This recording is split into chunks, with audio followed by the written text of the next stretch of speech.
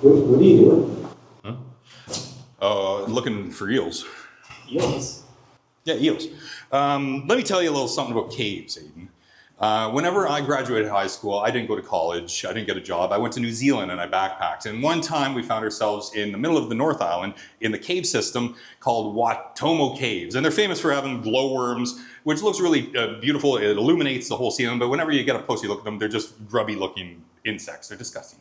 But we went on a little tour and it was called a Blackwater rafting tour, and it was on a little inner tube, and you go all underneath this cave system with rushing water. I didn't have my glasses on, I couldn't see a damn thing, and we got to one spot that it had like a waterfall underground, and we had to scale the waterfall and then go spelunking into the caves. And while I was waiting for this one person who didn't quite understand how gravity worked, it was taking forever for her to get up there, the guide said, if you guys, I hope everybody's cool with eels. And I said, eels? What do you mean eels? And he said, if you look around you, we're surrounded by eels. And around us was eels, doing their eel, little eel face thing.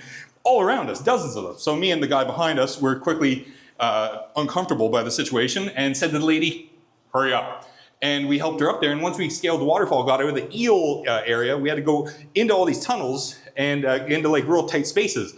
And I looked at the little hole that they're going to send me down, and I said, surely I won't fit in there. And then the guide said something really odd. He said, oh, I didn't realize you were this big. I said, what do you mean? Am I going to be able to fit in the hole or not? And he says, yes, I think so. I ended up getting in the hole, and I'd have to go halfway, and then like my chest wouldn't compress, and I thought, oh my God, I'm going to die in here. But I didn't. I got out of there. So I'm telling you that I don't think there's an eel in sight. And we're not in Middle Earth. We're at the Bonnechere Cave, just outside of Eganville, Ontario. I'm Wade Barris, and this is Indie Business. Eel free. Look, I'm sure there were eels here at some point. After all, these caves are over 450 million years old. Ah, the good old days. I bet gas wasn't so expensive back then, but I'm also sure there's dinosaurs that keep trying to eat us all back then. Anyways, I'm getting off topic. We sat down with a real live caveman and owner of the caves, Chris, who turned a summer job as a kid into truly a lifelong passion. We're here at the beautiful Bonnechere Caves, just outside of Eganville, Ontario, Canada. I'm joined with Chris. Please, Chris, this place is gorgeous, but in your own words, if you just tell me a little bit of a history of the Bonnechere Caves as well as how you got involved with this beautiful, beautiful place. Wade, we are in what I like to refer to as a time capsule. This stone and the fossils embedded in the stone have been buried here for 450 to 500 million years. And it's in the last 10 or 12,000 years after the glaciers melted away from this area that water from the glaciers and eventually from the Bonnechere River could get down inside these cracks in the stone and slowly dissolve away the stone. And when I say water, more technically a weak solution of carbonic acid. As the rain falls from the sky, it picks up carbon dioxide, mixes with the water to form a weak solution of acid, and as that water flows through here over the last 10 or 12,000 years, these walls are exposed, these horizontal layers of silt and shell fragments and mud from the bottom of the sea during the Ordovician time period. As I mentioned, 450 to 500 million years ago, back when North America wasn't where it is today, but sitting down near the equator. And of course, we know about tectonic plates. Our North America, sitting down near the equator 450 million years ago. And people ask, how far does a continent shift a year? A quarter of an inch. So you take 450 million, multiply it by a quarter of an inch, and you've got the distance from Cuba to Ottawa. So in another 450 million years, we don't have to worry about winter? No, we won't. Yes. No. Let's go. Let's go. Yeah, the planet changes. It changes very slowly, but because we're not on it for very long, maybe 70, 80, sometimes 90 years, if we're fortunate, we don't get to see things change too much. Yeah, it's gorgeous in here. There's certain parts of it that are so small and contained, like tunnels, and then other that it's almost like a ballroom or some sort of amphitheater inside of it. It truly is gorgeous in here.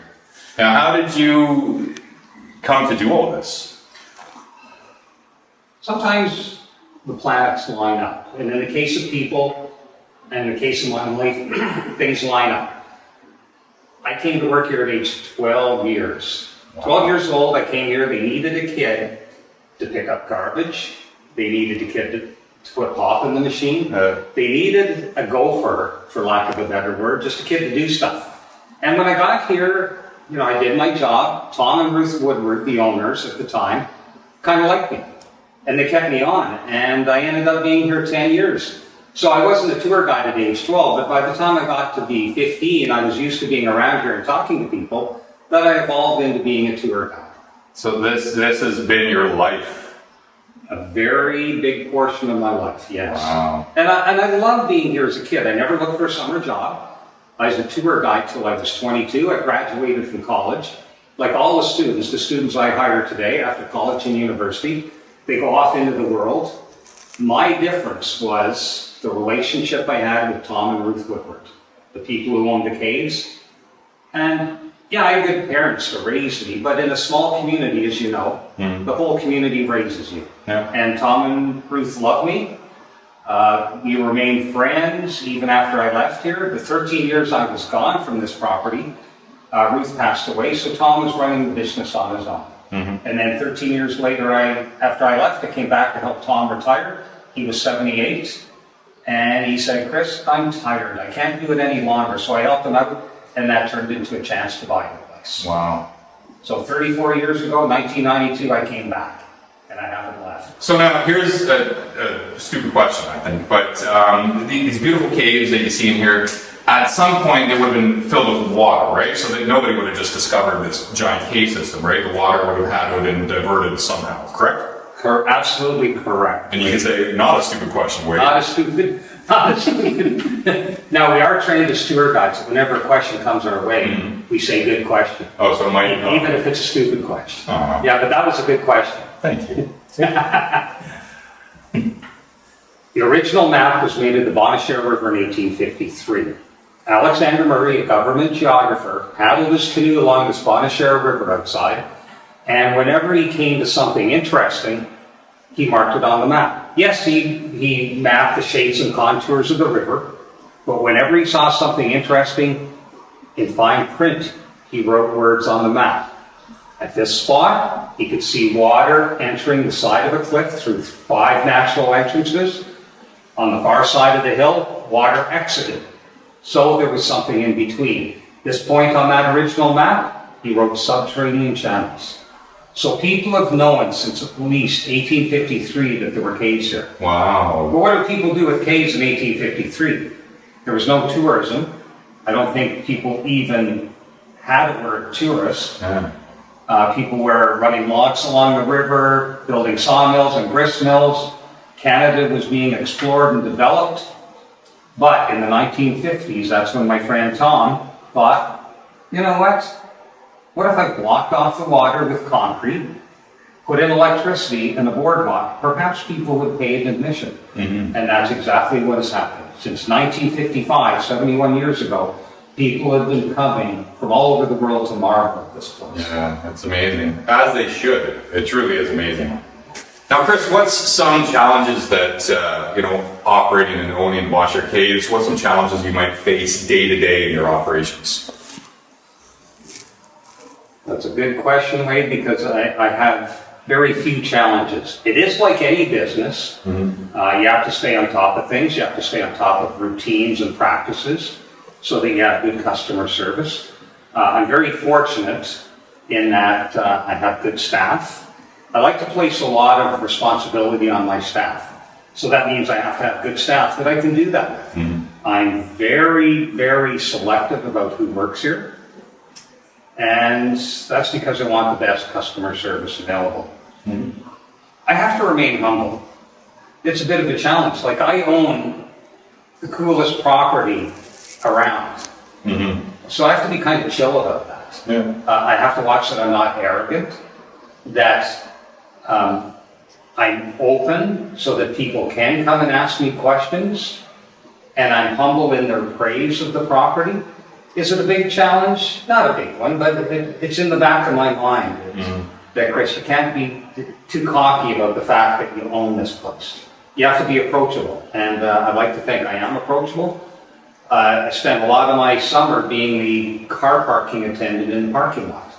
It's a busy place, but I'd love to have a football field so that people could just park anywhere and I wouldn't have to worry about parking. But we are so busy now that I have to manage the parking lot, and it catches people by surprise. And it's kind of fun. It's like a practical joke. People will, they'll follow my direction as a car parking attendant, and when they come out later, I like the comment. They say, "Oh, you're like the owner in disguise." Yeah, I am. I said, I'm also the security. I keep an eye on everything. From the parking lot, I can watch people. This is my place. I want people to be respectful of it. And for the most part, people are. However, from my spot of the car parking attendant, I see everything that happens. And my son, Nick, went to Mount Chili last year, and I don't know if you know the gentleman who owns Mount Chili on the Quebec side. I don't know. Okay, there might be another guy to interview someday down the road.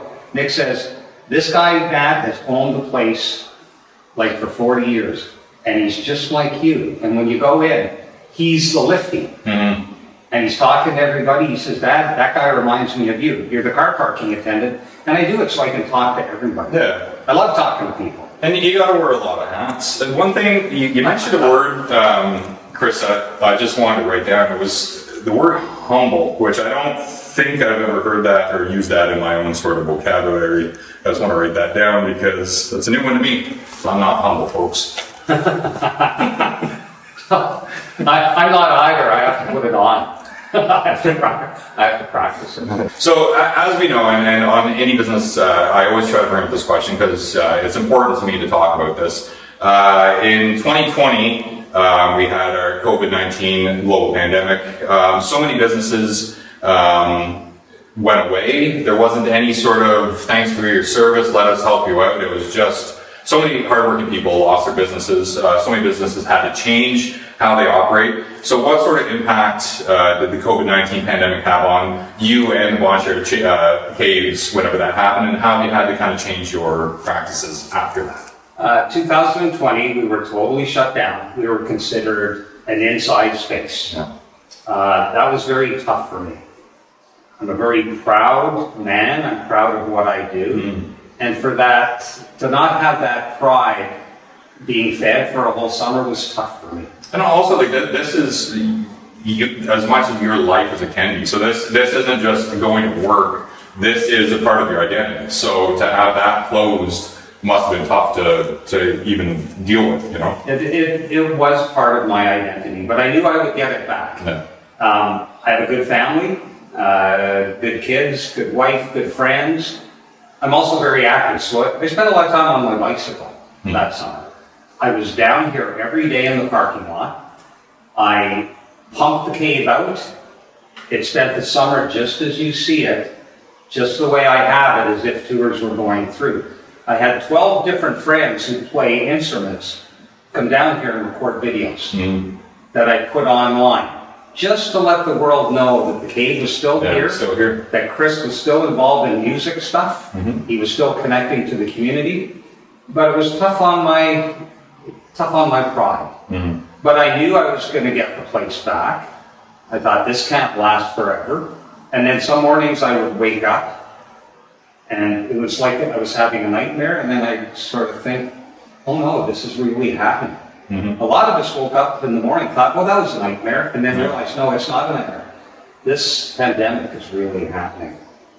But we are back to normal. The next summer, we have to do things a little different with social distancing. We did get the business open in 21, 2/3 of the season we got open, but back in 22, we were full steam ahead. And the feedback we got from people, how happy they were that we were open, to do the guided tour, to listen to our young people tell stories, it was wonderful. Yeah, well, that's good. And the good thing about the Bonnechere Caves is it's not going anywhere, you know? So it's not like a big corporation has come and taken over 450 million year old caves. You guys still have a business that should last. You know, because learning about history and being able to experience this isn't something that should ever go away. This should always be taught, and there should always be room for having a business like this. This cave is a valley institution. It truly is. I remember coming, I believe I was a child growing up, and I'm positive that we would have came here at some point as like a school trip. It's important that people come here and learn. Now, when they come to a place like this, they leave with a respect for the planet Earth. And it fits into the economic and social and cultural fabric of the area. Yeah. It really does. And I remember during the pandemic, and yes, we need essential services, but at the same time, that was polarizing. There were essential services, and I had a lot of friends who, frontline healthcare. Yeah, those are essential services. Those of us in tourism, whether it be a musical performer, or a music fan, or an athlete, or a sports fan, that is vital. That's vital to society. Those essential services help sustain our life. The vital things like taking a tour of the Bonnechere Caves, listening to you play a tune wave, these things make life worth living. And I think you understand the point I'm making. For sure. Yeah, that's why we live life. Yeah. The funny thing about is to say essential services, and I've said this on another episode, that like during the pandemic, I worked making egg cartons, and I was deemed essential service. And they never fixed the machines, so every day we'd make egg cartons, and they wouldn't pass inspection, so we'd throw out the egg cartons. So we never actually made anything. We just made garbage all day, and it was a terrible business, and it's now shut down. So, sorry. I'm glad we're back. I'm glad we're sitting listening to music, going to concerts. I like going to concerts, and I miss that. I like going to sporting events. I like being involved in organizing things. And I remember when the pandemic happened, talking to some of my friends in tourism, I said, I will be instrumental in getting my business up and running, getting musicians back on my property, getting the Tour de Bonnechere bike event back so that people can participate in a sporting event. All the things we supported, the Bonnechere Cave is back supported, and then some. Well, let's talk about some of that. So like what's... what are some of those events, because you have to just to operate a place like this, you also have to be completely not only embrace, but be a fabric of the community as well. So what events do you guys put on? What's sort of charity things you guys work with? We, when I say we, I have to mention my wife, Val. Val spent her career in social housing. I was in tourism. She's co-owner of the place. But she sort of left me to my devices. She's supportive of what I do in tourism, and I thank her for that. So it's not the global we, it is Val and I. She supports what I do. We support our local library in fundraising efforts. We support the Authors Festival. We support the Killeen Craft Fair.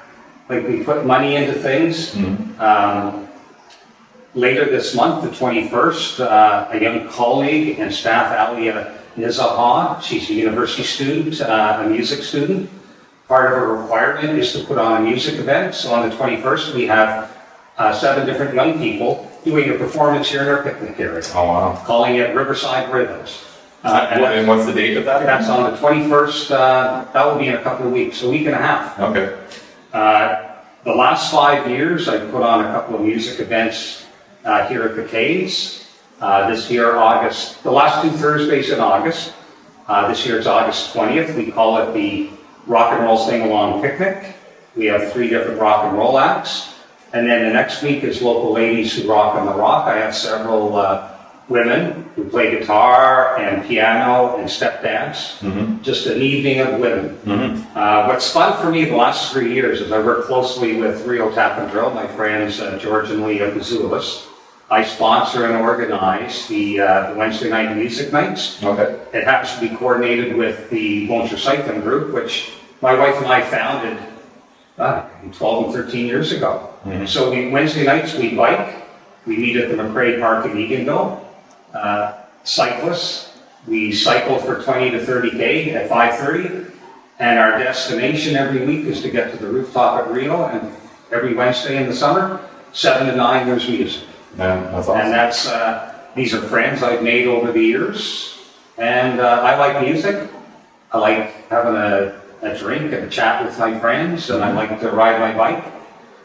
And not that it's all about me, but sometimes it is. I do things that I like to do, and if somebody wants to come along and have fun with me, I don't seem to have any trouble attracting people to do just that. That's awesome.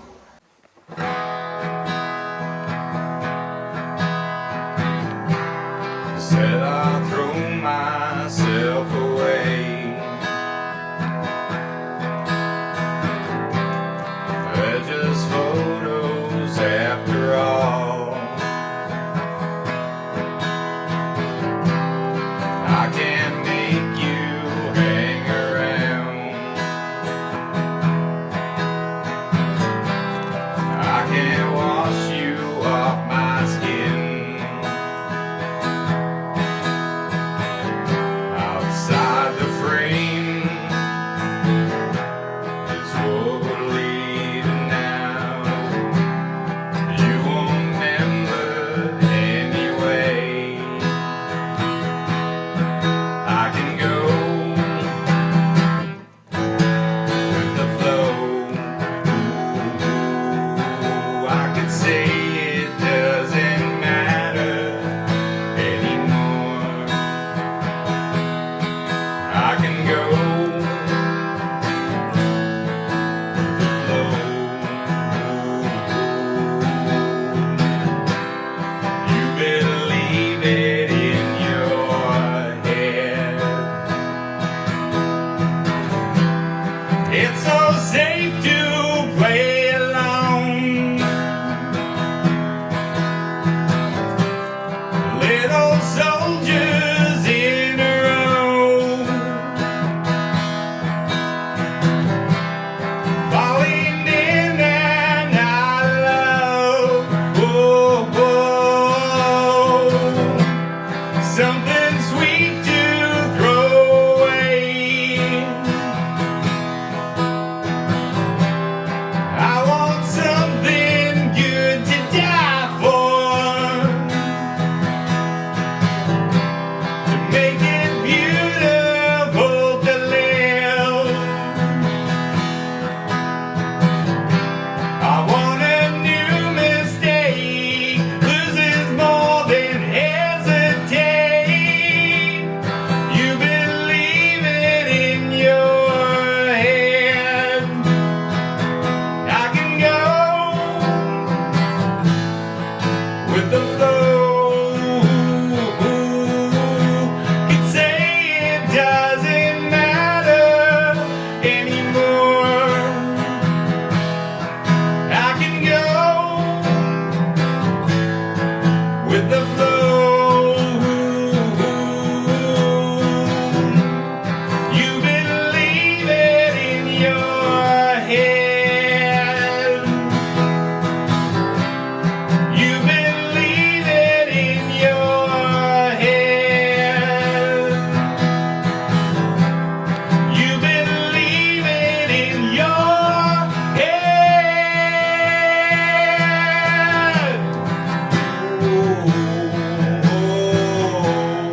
Oh, oh,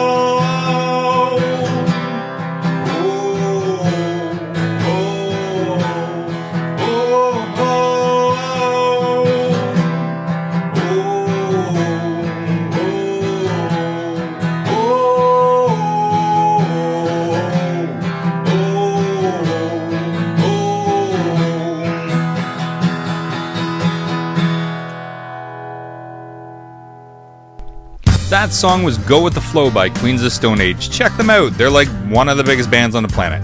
I'm Wade Barris, and on behalf of my production partner, Aydyn Knifer, we would like to thank Chris and his staff from the Bonnechere Caves, just outside of Eganville, Ontario. You can see there's a frog here. Please don't touch it. You guys may see some crayfish or some more frogs. And maybe eels. And maybe I'd touch that frog, you never know. This is indie business, and remember, always support the little guys.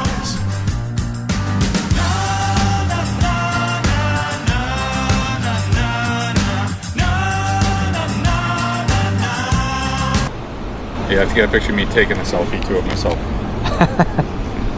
Well, I'm getting a video of me taking a video of myself getting a video.